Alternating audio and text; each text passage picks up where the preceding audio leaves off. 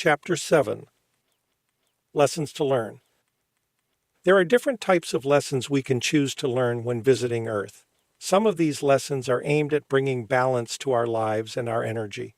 Other lessons are intended to satisfy our natural curiosity about the universe and experience personality growth. Regardless of the type of lessons we pursue, our underlying mission is to grow in love, wisdom, and compassion. Balance. Lessons. Balance is an essential law controlling the universe. It is the existence of yin and yang opposites that gives the energies in the universe a sense of equilibrium. Karmic. Karmic lessons have been misunderstood as being punishment for past life transgressions. The intent of karma is not to punish, but to help us learn empathy through opposite, first-hand experiences. As souls, we live many lives. In our early incarnations, when we are young, inexperienced souls, we might inhabit humans we can't influence, and their primitive drives cause them to abuse, rape, rob, or murder others. After living within the mind of such aggressive humans, our spirit guide will encourage us to balance those experiences by living a karmic lesson as the victims of abuse, rape, robbery, or murder. Experiencing the other side of these balances are viewpoints. Ideally, by living on both sides of such circumstances, we gain an understanding and compassion for the victims and the victimizers. When our karmic lessons are effective, we learn to see others in a non-judgmental way, regardless of their transgressions. We learn to love the unlovable. We become like the mother interviewed on the news after her son commits a terrible crime, talking about how she can still see his goodness beneath his hurtful actions. Anytime we feel like an innocent victim who is being hurt because of someone else's actions, we should take a moment to consider that we may be living out a karmic lesson. Maybe in this life we are playing the opposite role to the ones we've lived in the past. Maybe we are being treated in a way we treated others. When you find yourself in uncomfortable or undesirable situations, instead of asking, "Why is this happening to me?" ask yourself, "What can I learn from this experience?" Once we experience an effective lesson, the need for the karmic lesson stops. Some karmic lessons are short and don't require we return to Earth to spend an entire lifetime playing an opposite role. These shorter lessons happen whenever we return to heaven after each incarnation and review the life just lived. In those reviews, we sometimes experience the emotions and pain actions caused to others. When we go through these experiences and genuinely take responsibility for our actions, our need for a full karmic lesson is reduced in our next incarnation. We may still need to have that lesson, but we'll experience it differently because we are aware of the role we've played that caused our need for a karmic lesson. Karma on a grand scale. In the previous chapter in the section about strong ego challenges, you read the imaginary scenario about how our inability to steer our human could have caused them to carry out a heinous event like the Holocaust. Because we failed to circumvent our human's runaway hatred and thirst for power, we helplessly watched as they ordered horrific acts against other humans. When we experience such a catastrophic failure, we don't walk away unscathed. The traumatic events we experience give us deep emotional scars.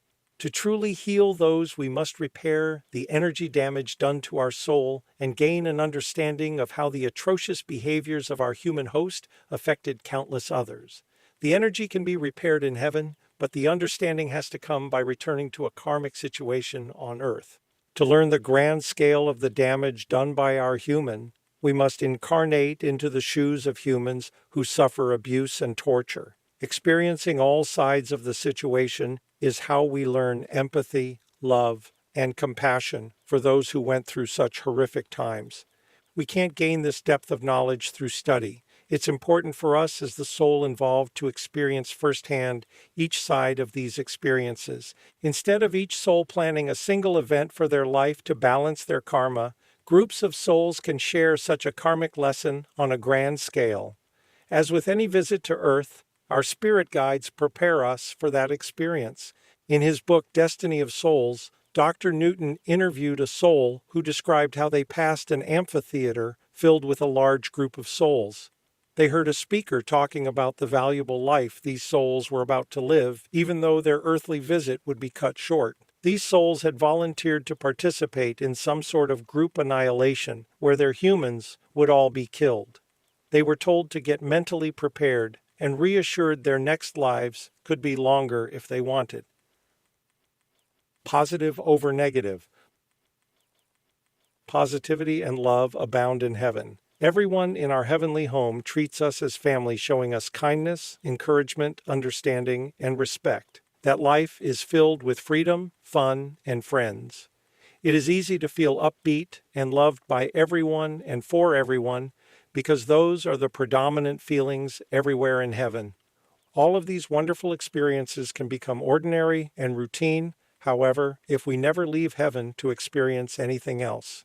Just as a fish doesn't appreciate the ocean flowing through and around it until it ends up flopping on a beach struggling to breathe, we can't truly know or appreciate the joy of positivity and being loved unconditionally in heaven until we go to a place void of such niceties. Whereas heaven is at the high end of the positivity scale, earth pegs the needle toward negativity. Trevor Mowad, CEO of Limitless Minds and author of It Takes What It Takes, talked about the power of negativity in an interview on Tom Bilyeu's talk show Impact Theory. He claimed there is an imbalance on Earth. Negative thoughts are 4 to 7 times more powerful than positive ones. This idea was reinforced by the research of Christine Porath from Harvard.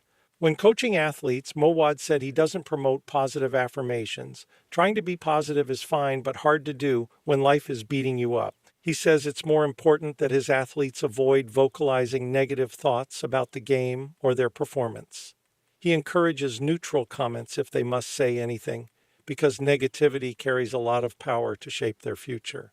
Mowad believes when you vocalize negativity, it makes it 10 times more powerful than just thinking about it. He calculated that speaking negative thoughts makes them 40 to 70 times more likely to happen and used the example of Billy Buckner. Buckner was a Major League Baseball Gold Glove winner 8 times. In 1986, 12 days before he would play in the World Series, he was in an interview where he said his dream was to win the World Series. He added, "The nightmare would be for me to let the game-winning run score on a ground ball through my legs." 12 days later, that's exactly what occurred. On Earth, negativity has so much egoic fear to feed on that negative thoughts are more likely to take root and materialize than positive thoughts. This is why you have to be careful with your negative thoughts and words. They have creative energy that goes out from you and manifests experiences. We will talk more about the power of thought's creative energy in the chapter Thoughts and Prayers. Negativity paves the way for more negative experiences to appear in your life. If you are like the Saturday Night Live character Debbie Downer, where you can only see the negative side to any situation, you are shaping the direction of your life into one that creates more negativity. Speculating out loud that negative events are likely in your future feeds those events with creative energy that helps them materialize. Once these negative events are put in motion, your negative energy continues to feed them until they happen, much like Billy Buckner, who created the negative path that led to his team losing the World Series. Humility. This is an important lesson because it teaches us to value other people's feelings, which helps us grow in empathy and compassion. Case 64. In Destiny of Souls tells about a soul who partnered with a human named Keith, who asked to contract amyotrophic lateral sclerosis, ALS, at 27 years old. In previous lives, Keith's soul was a fun-loving prankster who over many previous centuries had been rather careless of others' feelings. He realized it was essential he learn humility. He asked for ALS rather than have gentler lessons strung out over many lives. He was warned that accelerated learning can be very rough, but after previewing the effects of ALS on a human, he agreed that he was ready. When we visit Earth School, we agree to all kinds of experiences intended to teach us. The important part of these experiences is how we react to them. Stoic philosopher Epictetus said, "It's not what happens to us, but how you react to it that matters."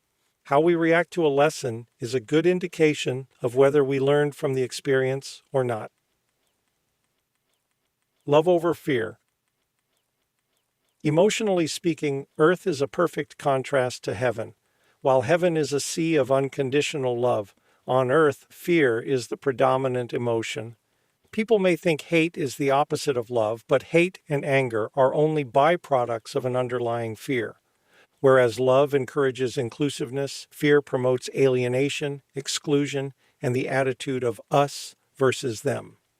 As souls, we are trying to practice love in the face of negativity and fear.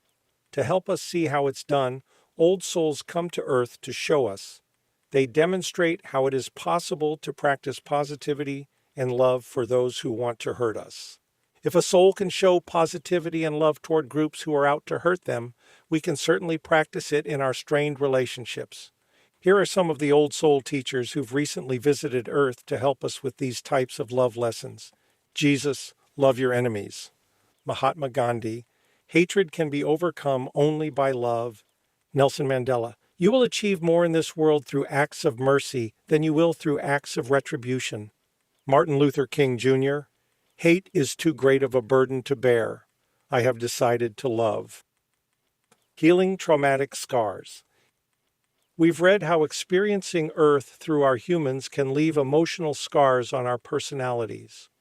To learn how to heal these, we have the help of our spirit guide who finds unique lifetime situations to help us. Because of the amnesia we adopt when coming to Earth, we rarely remember what healing lessons we are working on. Ideally, the particular life circumstance we've agreed to, the human we chose to partner with, and our spirit guide whispering directions to us will lead us to the milestones we laid out in our pre-birth planning session to learn our healing lessons. But still, there are no guarantees. Once we come to Earth, if we want to peek behind the shroud of forgetfulness and tap into the knowledge of our soul to learn the planned lesson, we can turn to hypnotherapists who specialize in such matters. Robert Schwartz is one of these types of trained professionals who can guide his patients to learn their plans. In Schwartz's book, Your Soul's Gift, one of his patients, Rebecca Valentine, came to him because she wanted to understand why she carried around feelings of blame. She also wanted to understand why she had a miscarriage when she successfully birthed other children. Speaking directly to her soul with the help of medium channeler Stacy Wells, Schwartz learned the reason for Rebecca's feelings. Wells discovered that in a previous life, Rebecca's soul lived as a male officer in the United States military during the 1800s. One of the soldiers under this officer's command was a young man named Calvin. They had a relationship that felt much like a father and son. At one point, Calvin was sent into a battle where he was killed. Rebecca's soul grieved Calvin's death and took on the blame, believing the decision to send him into battle was what caused the young soldier's death. When the officer died and Rebecca's soul returned to heaven, it carried the emotional scar of blame for Calvin's death. Schwartz also learned that the miscarriage was planned by Rebecca and her spirit guide as another way to heal her blame. The plan wasn't successful because even though doctors told Rebecca that the shortened pregnancy was caused by encephalocele, a serious developmental problem that prevented her baby's spine from connecting to its brainstem, she was unable to let go of the idea that somehow she was to blame for that also. During a therapy session with Schwartz, Stacy Wells contacted Calvin's soul, who agreed to speak through her to Rebecca. Calvin's soul reassured Rebecca that he was very much alive, despite the death of the soldier he played in the 1800s and the death of the fetus he inhabited in the miscarriage. Calvin reassured Rebecca that she didn't cause his premature death either time because his life plan as a soldier was to die young regardless of Rebecca's actions. His plan for this current life was also to live for a short time so he could give Rebecca a lesson that would lead to her reflection on the event and eventually self-forgiveness. In the conversation with Calvin, they also learned Calvin was working on his lesson in this current life through the fetus. In previous lives, he had difficulty feeling loved. Living in Rebecca's womb bathed him in her motherly love, and he finally felt the personal love he sought. Quite often, self-forgiveness and self-love are prominent themes of healing lessons because it's difficult to show forgiveness and love to others unless we have those for ourselves. When Jesus talked about the greatest commandment in the book of Matthew, chapter 22, verse 36, he qualified that the love you give to your neighbor should come from the love supply you have for yourself. You can't give something to others that you don't already possess. Sometimes a soul's scars can cause their humans not only psychological problems, but also physical ones. Sylvia Browne, a hypnotherapist who specialized in healing people with puzzling physical conditions, learned the root behind some problems was a scarred soul. The soul's scarred memories affected her patients at their cellular level. She called these damaging soul memories cell memories. In her book, Past Lives, Future Healing, Sylvia Browne tells how, after tens of thousands of clients over 48 years, she learned how to heal the soul's cell memories that affected her human clients. Here are some examples of people who came to her after physicians were stumped by their afflictions. Browne's client Steve suffered from digestive problems that isolated him socially. Under hypnosis, Steve's soul was regressed to a life where it recalled being a farmer with stomach cancer. As a result of discovering the past life stomach issue, essentially diffusing its influence, his soul was able to heal those traumatic scars. Steve reported almost a total reversal of his indigestion problems immediately after his session with Browne. 60-year-old R.C. suffered from chronic chest colds and pneumonia. He tried living cautiously, avoiding exposure to crowds, and taking vitamins, but without success. Under hypnotic regression, R.C.'s soul recounted traumas from 3 past lives. In the first, a stone pillar fell on his human and crushed his chest. In a second past life, his human was attacked by Vikings who plunged a spear into his human's heart. In his third life, the soul's human was stabbed repeatedly in the chest, making him disabled. In that life, the human became homeless and froze to death. Once these past events were discovered through the help of Browne, the soul was able to eliminate those traumatic scars, and R.C. never experienced another chest cold or bout of pneumonia. Some of the people who came to Sylvia Browne were told by physicians that their physical problems were psychosomatic or from hypochondria. Essentially, they were imagining them. But under hypnosis, Browne discovered there were past life experiences that created the cell memories causing their physical problems. While most patients who needed Browne's healing came regarding physical concerns, some clients had emotional problems like fears and phobias because of the traumatizing effects of their soul's cell memories. What's more fascinating is that for some of her clients, the only symptoms their soul's cell memories manifested were unusual birthmarks caused by the scarring events from previous lives. For example, a horse trainer had a 6-inch white birthmark across her throat from a past life when she was hung as a witch. A policeman had a 1/4-inch wide hairless strip in his scalp where a jealous lover in a previous life buried a hatchet into the back of his skull. A seamstress had a diamond-shaped discoloration on her left shoulder where she was pierced by an arrow when she was a Sioux Indian warrior in a past life. A college professor had a long, slender, reddish birthmark across his mid-thigh from a past life leg amputation. These are just a few of the hundreds of cell memory cases she documented. Curiosity lessons. Souls are creative and curious. Once we experience the power of our thoughts and energy, we strive to understand how to maximize their creative power. There are endless creative projects we can take on while in heaven, like creating objects, buildings, or even landscapes. Creating. Souls are creators. They love to manipulate energy to turn their imaginations into reality.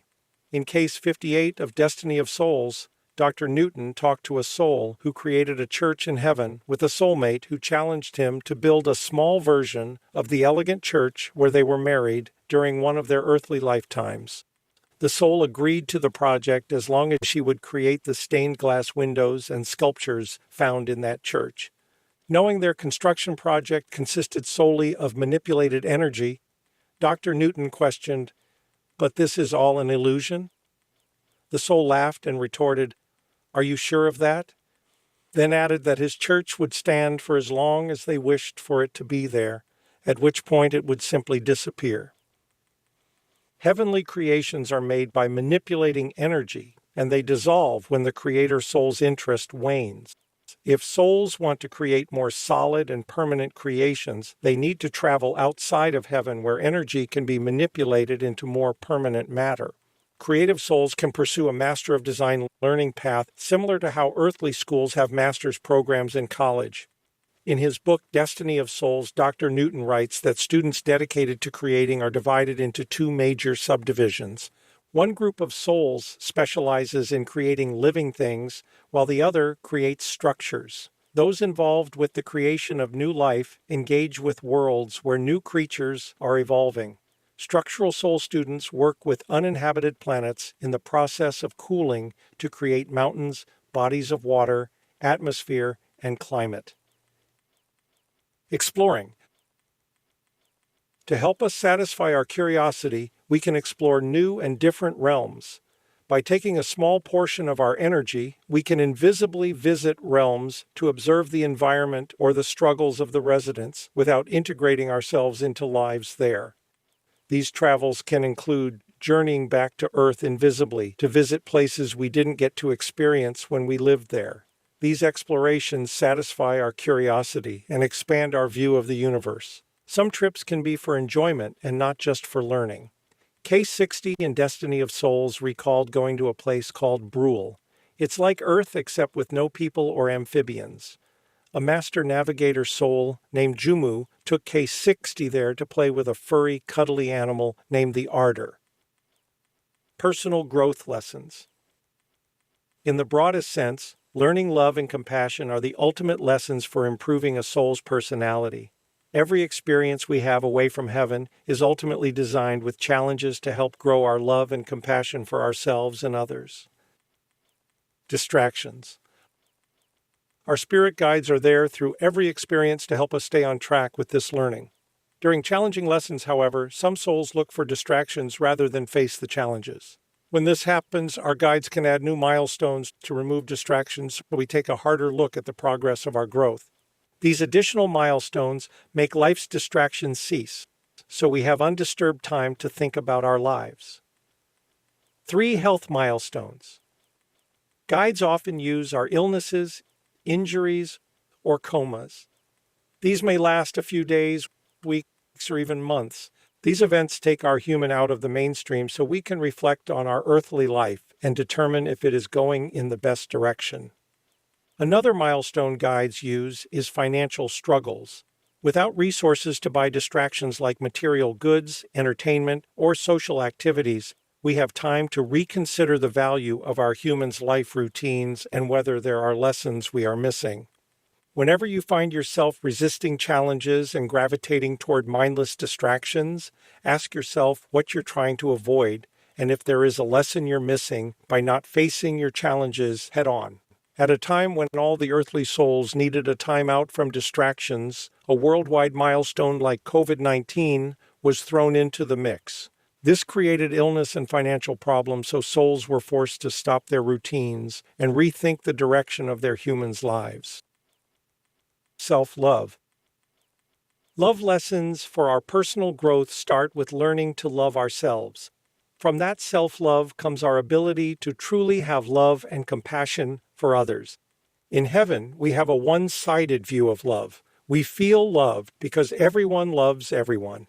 It is not until we come to earth, especially as young souls, that we can see how much of the love we feel inside was self-generated versus fed by others. Fortunately, coming to earth isn't an immediate shock to our feelings of self-love, because connecting to a human infant allows us to experience the admiring love from our human mother and family. Once our humans venture away from their families, we learn unconditional love doesn't automatically extend beyond those relationships. We may begin to feel an emptiness and lead our humans from one unfulfilling relationship to another, experiencing heartache, abandonment, and frustration. The need to feel loved may create an emotional emptiness, and the idea of unworthiness to be loved may creep into the void. The rejection and isolation we experience from failed love relationships are meant to give us time for self-reflection and to realize that superficial love relationships are meaningless. Ideally, in all this introspection, we recognize the value we offer the world, build self-confidence, and learn that we can fill the emotional hole from within. Becky Tilley, in her book Thrive Rare, Embracing the Uniqueness Within, writes about a time of isolation when she took steps to plant seeds of self-love. Tilley was born with a rare chromosome disorder called Coulin-de Vries syndrome that affects her appearance and intellectual abilities. From an early age, she was the target of ridicule and rejection, but her social isolation gave her the perfect opportunity to look inward. When she did, she realized she couldn't rely on the love of others to fill her void and decided to simply love herself. The process she used for planting the seeds of this love is laid out in her workbook Thrive Rare, a practical guide. Here are some steps she took to begin planting her seeds of self-love. Be willing to stand and be alone. Prioritize self-love as non-negotiable. Reflect on and reevaluate events that shape the negative narrative of who you are. Challenge labels given to you by others. Shed a victim mentality. Recognize the flaws that make you unique. Learn to love your uniqueness. Raise your standard for relationships. Surround yourself with those who champion your growth. Revel in being authentically you. Until we learn to plant self-love seeds and nurture their growth, we won't develop strong enough roots to grow love, empathy, and compassion for others. Forgiveness. This growth lesson goes hand in hand with strengthening self-love. We make a lot of mistakes when we start visits to Earth as immature souls. Many of our early lives away from heaven don't go as planned, and we blame ourselves for those mistakes. But mistakes are a key part of how we learn in Earth School. We come to Earth for challenges that teach us, but until we learn the lessons, those challenges can defeat us. We must show understanding to ourselves and forgive ourselves, knowing the characters we play on Earth are not the souls we are in heaven. Like self-love, until we have forgiveness for ourselves, we have none to give to others. To learn forgiveness, we should view others' mistakes with the same understanding we give to ourselves. We may not know the motivations for their offensive actions, nor should we spend time speculating on those. Instead, skip judging them and understand this. Hurt people hurt people. Hurt people hurt people. Their actions are generated from their internal pain. Forgive them and love them even when their actions cause us pain.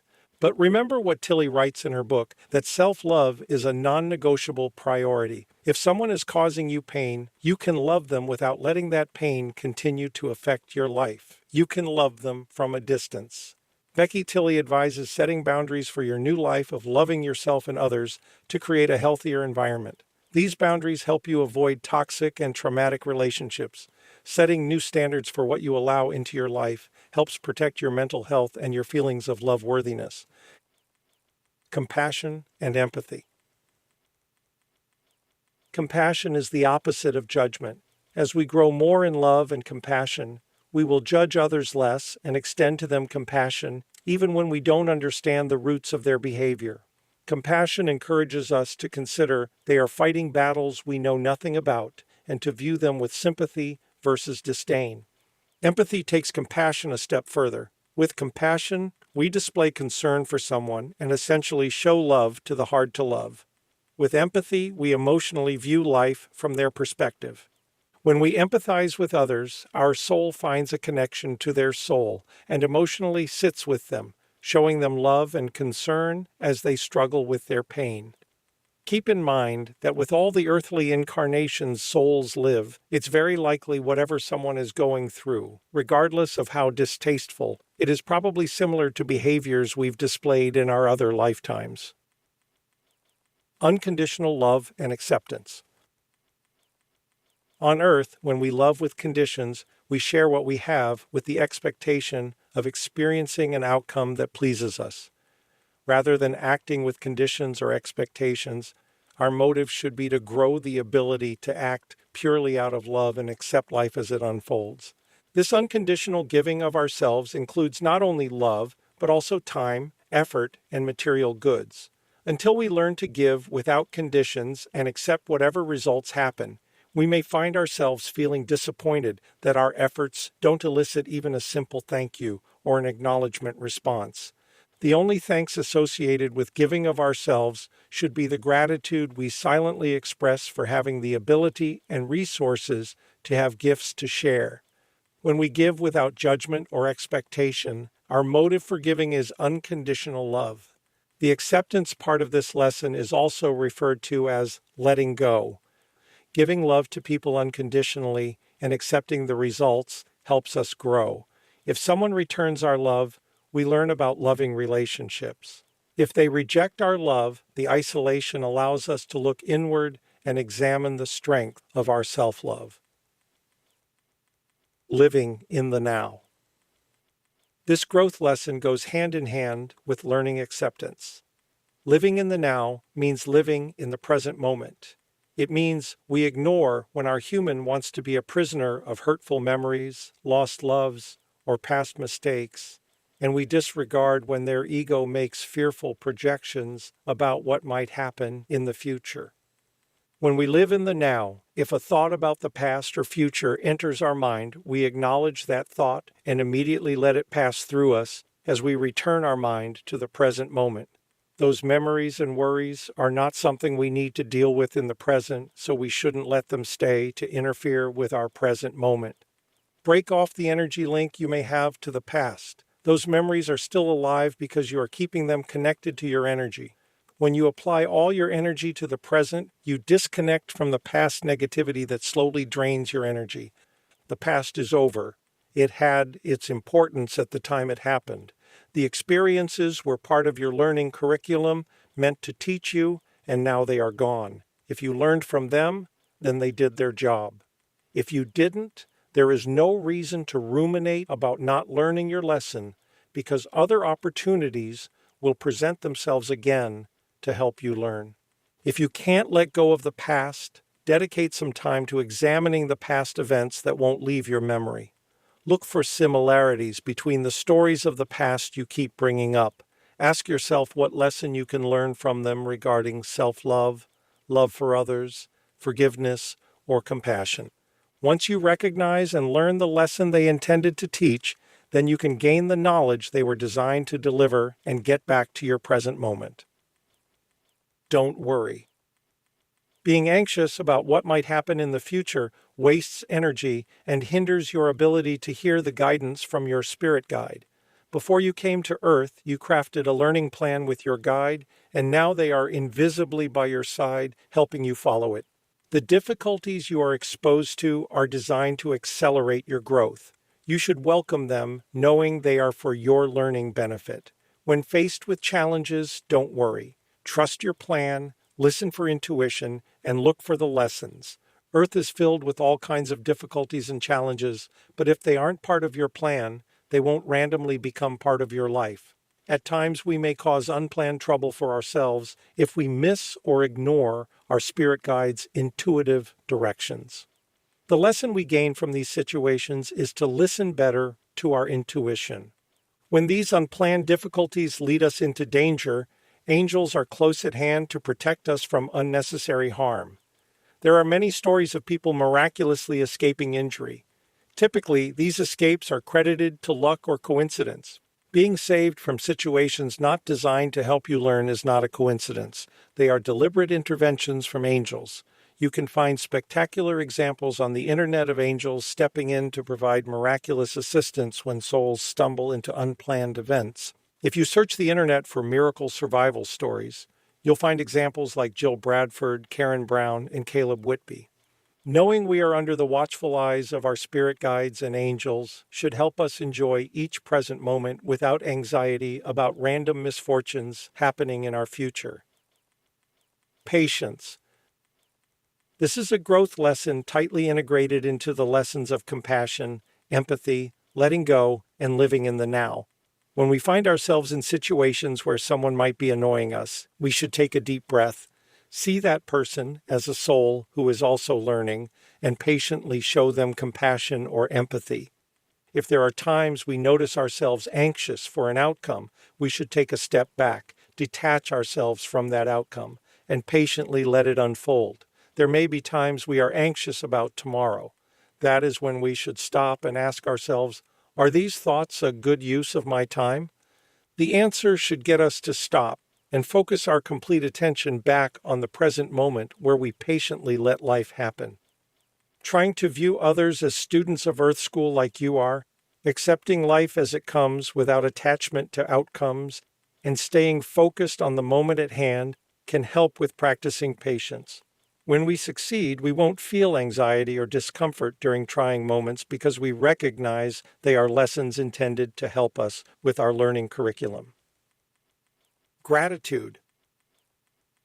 Another growth lesson is learning to live a life of constant gratitude. Regularly giving thanks during our earthly visit may be difficult if we let the fearful ramblings of our human's ego drown out our thoughts. To combat these ramblings, we must take control of our thoughts, acknowledge that there is only the present moment, and reflect on the beneficial aspects of our life. Here are some examples. Our permanent home is heaven. We have loyal soulmates who've agreed to come help us on this journey. We have a dedicated spirit guide who is guiding us on our learning path. Angels are standing by to help us. We have a perfectly planned learning curriculum to help us make the most of our journey here. Living a life of thankfulness becomes progressively easier when we recognize that our lives are a perfectly planned learning curriculum unfolding for our benefit. We stop judging seemingly unfortunate incidents and acknowledge they are essential for bringing us understanding, love, and compassion. When we become aware of this, we can be thankful for all events in our lives and delay judgment of any of them. Reserving judgment of seemingly catastrophic events is illustrated in the fable of a farmer, his son, and their horse. Once there was a farmer with an adolescent son whom he loved very much. On this farm, they had a beautiful horse that the son loved to ride around the countryside. One day the horse ran away. A neighbor heard about the horse escaping and said to the farmer, "Oh, that's very bad." The farmer replied, "Perhaps." The next day the horse returned, followed by a half-dozen wild stallions. The neighbor said, "Oh, that's good." The farmer replied, "Perhaps." The next day the son was trying to break one of the wild stallions, fell off, and broke his leg. The neighbor said, "Oh, that's bad." The farmer replied, "Perhaps."